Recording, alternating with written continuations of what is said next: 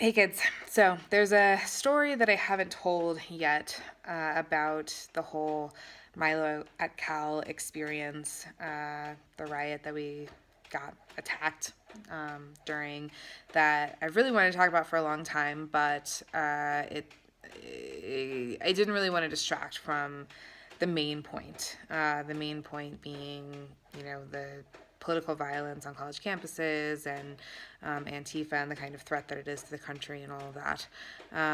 But this part of the story does relate to that and also relates to some other issues that I think are interesting and that I like to talk about on this channel. So, this is about what happened to us the next day when we sought medical care. So, funny thing about head injuries, it's kind of hard to know that you have one or, what you should do about it.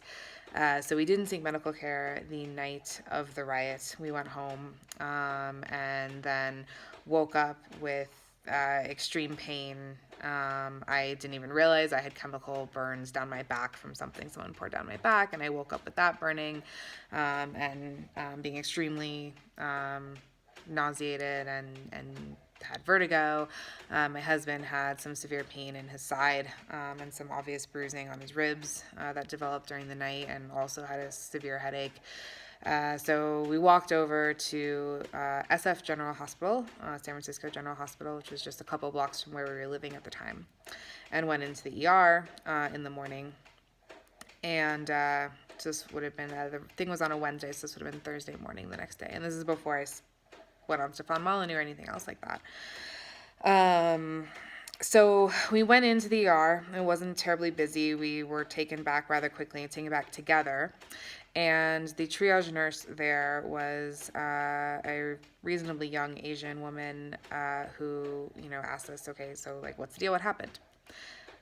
So I asked, like, well, did you hear about the riot in Berkeley? And she said, oh, yeah. And I was like, well, we were, injured in that riot.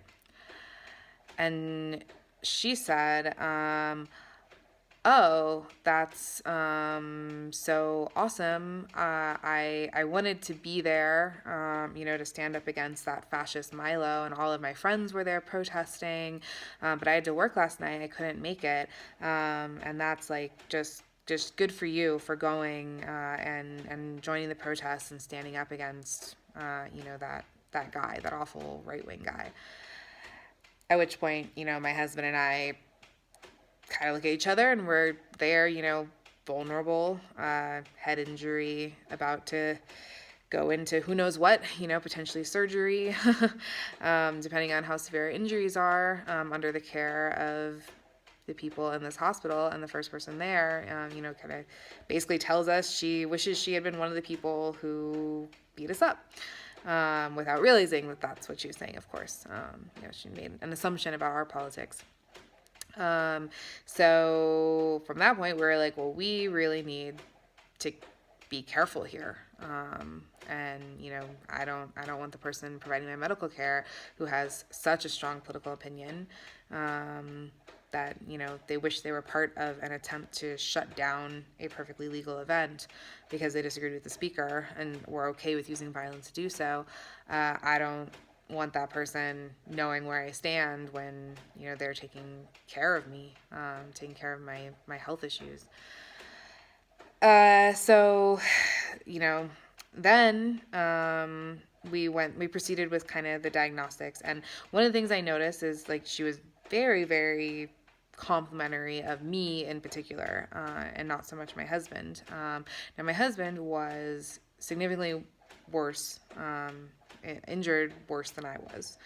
Which you can see, we didn't realize it at the time, but he was beaten unconscious. And even at the time, it was obvious that his injuries were more severe. I knew they were more severe, because I didn't lose memory of the event, even though I was blinded. I didn't exactly see what happened to him.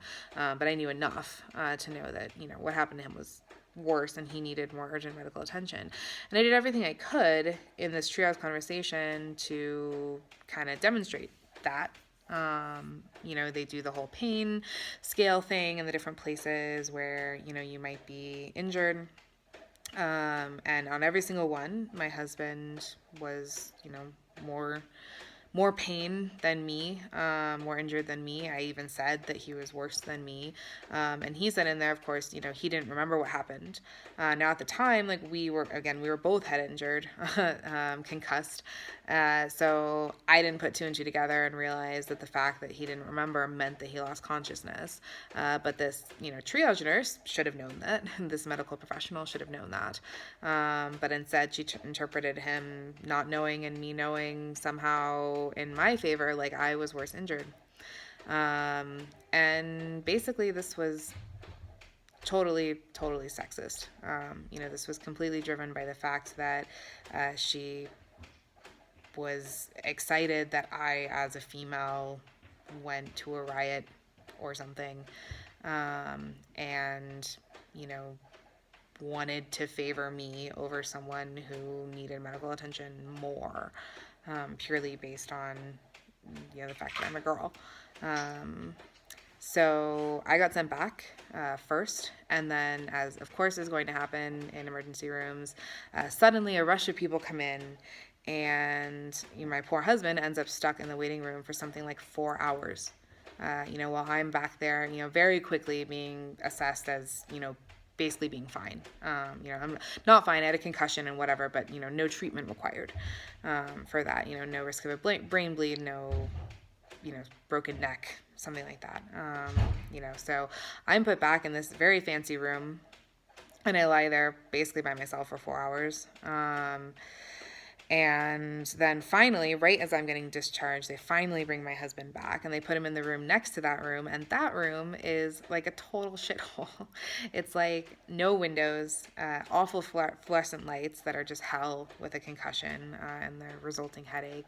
And it's so tiny, and it barely has room for, a chair next to the bed. There's no TV, there's nothing like that. So, I got sort of this state-of-the-art luxurious care 4 hours earlier than he did. And then, he was the one who had far more severe injuries, needed way more tests done. We had concerns about, whether his liver was damaged and things like that. And, we were there another 15 hours or something like that, getting him fully checked out. All basically because this triage nurse was sexist. And showed favoritism to me just because I was female. And then on top of that, we spent the whole 19 hours dodging questions about sort of exactly what happened. We basically every doctor and some of the nurses who came to see us during the 19 hours we were there, people, the triage nurse kept passing on this story saying, these, brave people went to go protest this thing, and they're like, oh, so, you... who attacked you, thinking since we were protesters, like we must have been attacked by the police. And we were like, oh, well, no, we were attacked by the protesters. And they were like, oh, but if you were there as a protester, then, why did the protesters attack you? And we were like, yeah, I don't know, it was weird. Pretty strange. But, hey, it was a riot. It was crazy. And they were like, okay.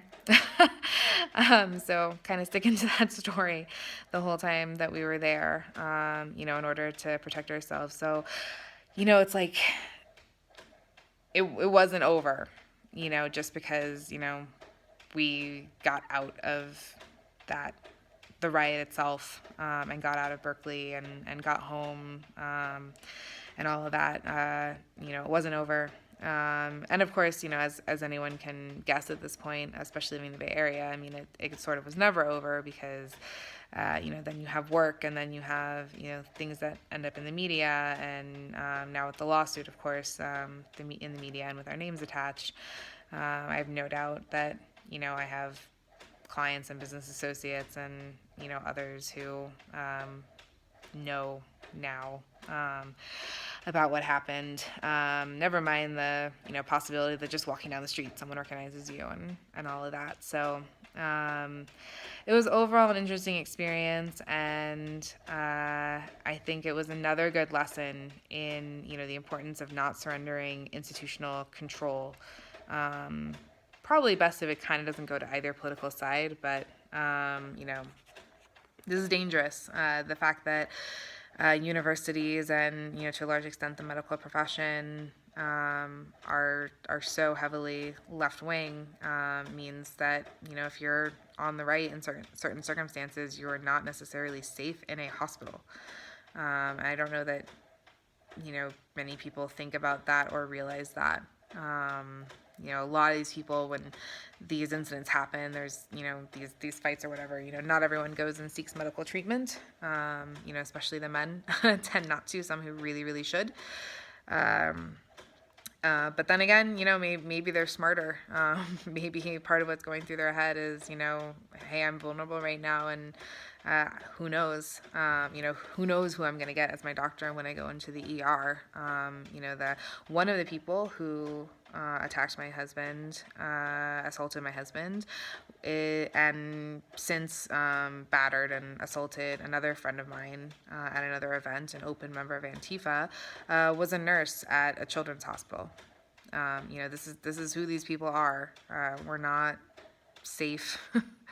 We're not safe in these institutions, right? I mean, not with the police, not with the university, not with the university administrators, and not with healthcare professionals. So that's kind of where that stands, at least if you're in an overwhelmingly liberal area like the Bay Area. So just wanted to share that.